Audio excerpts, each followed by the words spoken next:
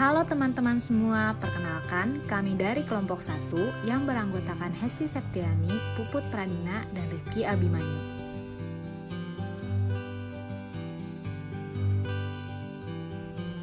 Pada kesempatan kali ini, kelompok kami akan menjelaskan tentang strategi manajemen untuk pasar yang matang. Yuk simak video ini baik-baik.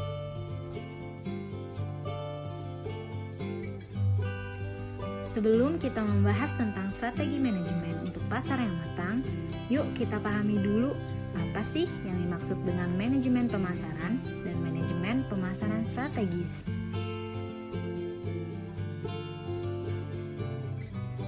Manajemen pemasaran adalah analisis, perencanaan, implementasi, dan pengendalian program-program yang dirancang untuk menciptakan, membangun, dan memelihara pertukaran yang menguntungkan dengan pembeli sasaran untuk mencapai tujuan perusahaan.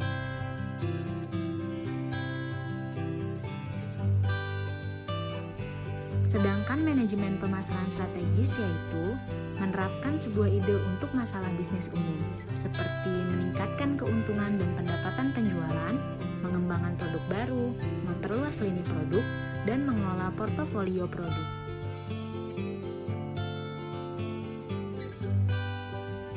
Dalam strategi manajemen, terdapat tahapan-tahapan atau proses perjalanan hidup suatu produk, mulai dari diperkenalkan ke pasar sampai pada akhirnya hilang dari pasaran.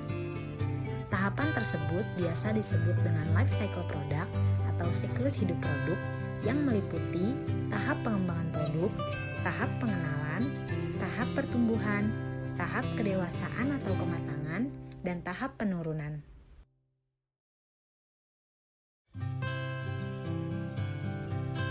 Dalam video kali ini, kami akan membahas tentang maturity stages atau tentang tahap kedewasaan. Maturity stages atau tahap kedewasaan adalah tahap dalam siklus hidup produk di mana pertumbuhan penjualan mengalami pelambatan atau penurunan. Untuk memasuki tahap ini, biasanya perusahaan memerlukan teknologi yang lebih baik dan juga inovasi pada produknya supaya mampu bersaing dan mendapatkan pangsa pasar yang diinginkan.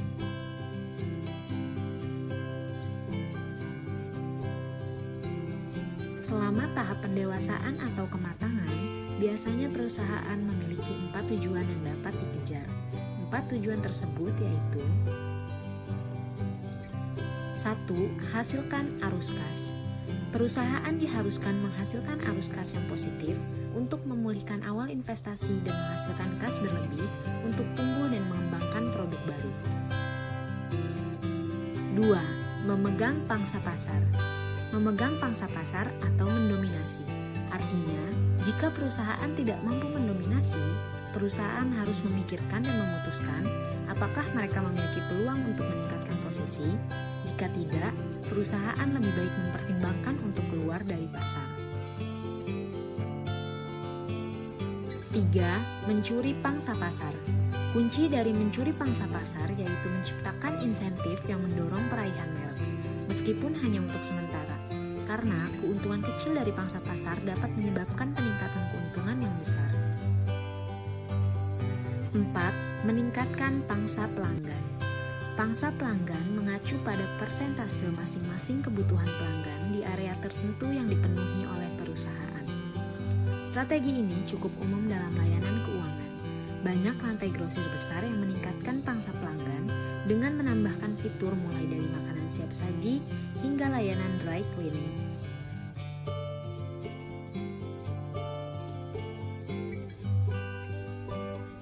Untuk mencapai tujuan ini, perusahaan memiliki setidaknya 4 opsi umum untuk pemilihan strategi, yaitu 1. Mengembangkan citra produk baru. 2. Menemukan dan menarik pengguna baru ke produk. 3. Menemukan aplikasi dan penggunaan baru ke produk. 4. Meningkatkan teknologi baru untuk produk.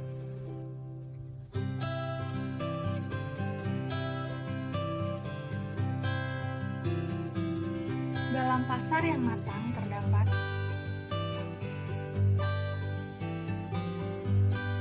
1. Keragaman pembeli.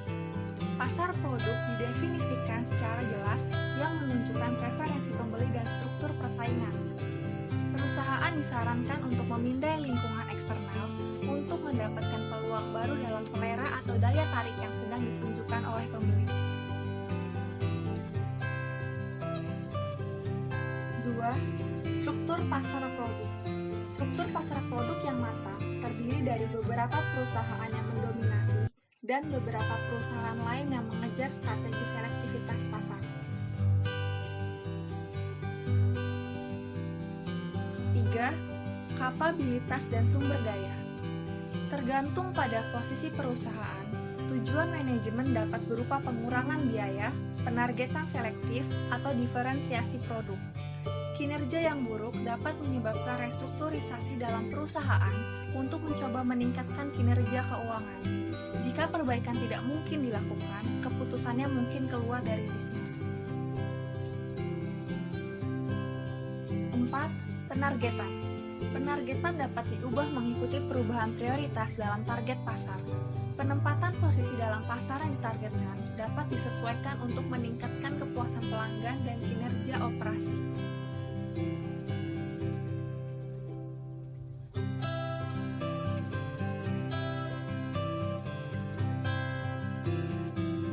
Di dalam pasar yang matang, perusahaan harus menciptakan strategi-strategi untuk mempertahankan posisinya atau bahkan meningkatkan posisinya.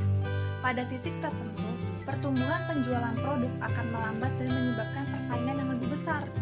Pesaing mulai melakukan langkah-langkah untuk memangkas harga, meningkatkan promosi iklan, dan mencoba meningkatkan penjualan mereka. Namun, langkah-langkah ini akan menyebabkan penurunan laba. Pesaing yang lebih lemah biasanya memilih untuk keluar dari industri dan akhirnya hanya tersisa pesaing yang mapan.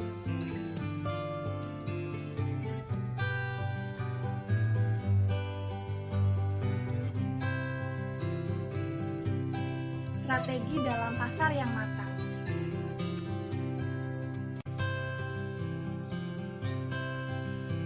Meskipun banyak produk tampaknya tidak berubah untuk waktu yang lama, yang paling sukses tetap hidup dengan terus berkembang memenuhi perubahan kebutuhan konsumen. Mereka harus meregangkan imajinasi mereka dan mencari cara baru untuk berkembang di pasar atau untuk memodifikasi produk dan campuran pemasaran.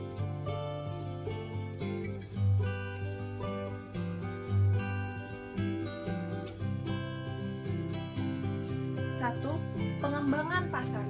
Perusahaan memodifikasi pasar untuk meningkatkan konsumsi produk saat ini. Perusahaan juga memposisikan kembali merek dan mengarahkannya kepada pengguna baru. 2. Pengembangan produk.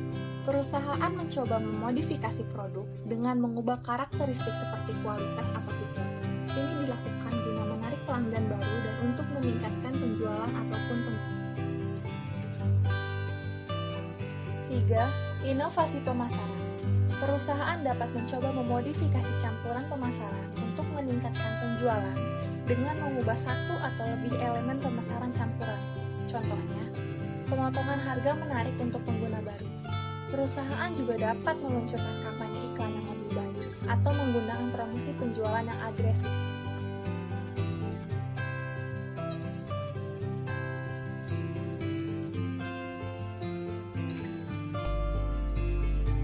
Selanjutnya ada studi kasus.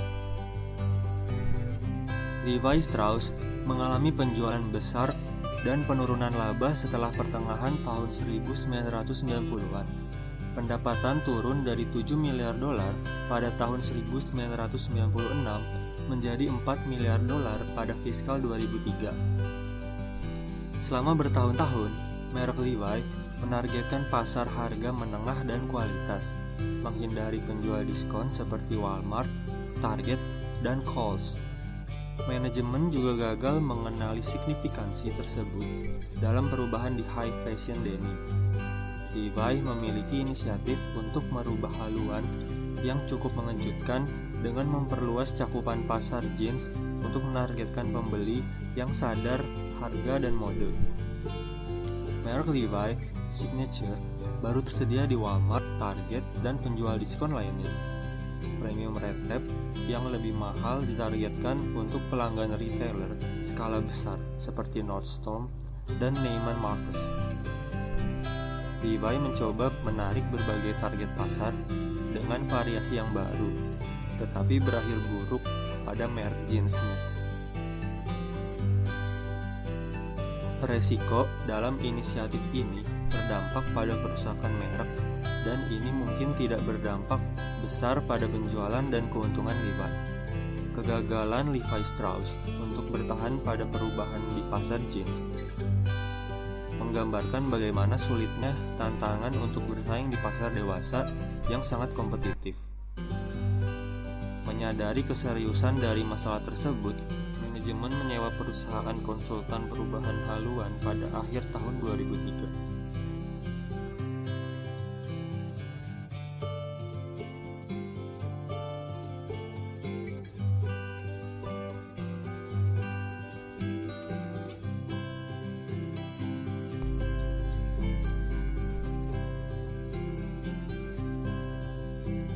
Masuk ke pembahasan, Levi's mudah dan cepat dalam merealisasikan perencanaan yang mereka buat, seperti menginovasi produknya dengan mengeluarkan produk baru. Kelemahan yang dimiliki Levi's adalah manajemen Levi's gagal atau kurang mengenali perubahan yang cukup booming dalam high fashion denim. Tetapi Levi's mampu menciptakan peluang dengan membuat strategi baru, yaitu meluncurkan produk baru seperti item premium red tab dan juga memasukkan mereknya pada toko diskon seperti Walmart, Target, dan toko diskon lainnya dengan harapan akan menjaring segmen market secara luas. Apabila strategi ini berhasil, Levi's akan meningkatkan revenue dan profits yang sempat turun. Namun, strategi yang dilakukan Levi's memiliki resiko yang akan berdampak pada kerusakan mereknya.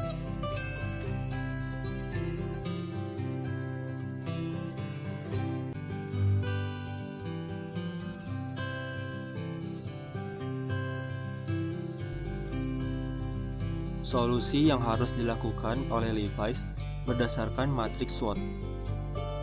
Yang pertama, strategi, strengths, dan opportunity meningkatkan inovasi produk dengan mengeluarkan produk baru yang berkualitas dan tepat dengan target pasar.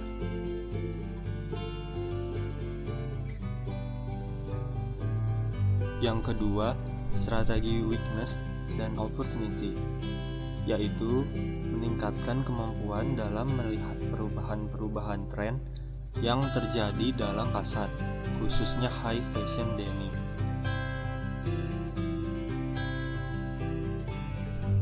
Yang ketiga, strategi strength dan traits, yaitu meningkatkan citra merek dengan mengambil segala potensi pasar dengan baik dan terus mengembangkan inovasi-inovasinya. Dan yang terakhir yaitu strategi weakness dan traits, meningkatkan kemampuan untuk mengikuti tren yang terjadi pada pasar dengan melakukan pengembangan pasar, produk, dan terus berinovasi untuk menciptakan produk yang lebih berkualitas dan tepat dengan target pasar dalam kalangan manapun.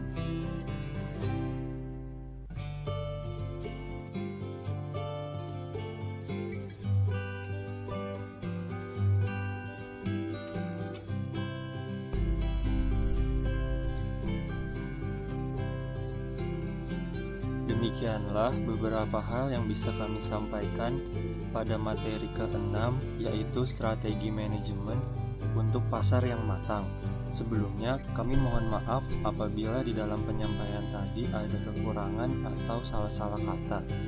Terima kasih kepada semuanya yang sudah menonton. Semoga dapat bermanfaat dalam pembelajaran hari ini. Don't forget to like, comment, and subscribe. Sampai jumpa.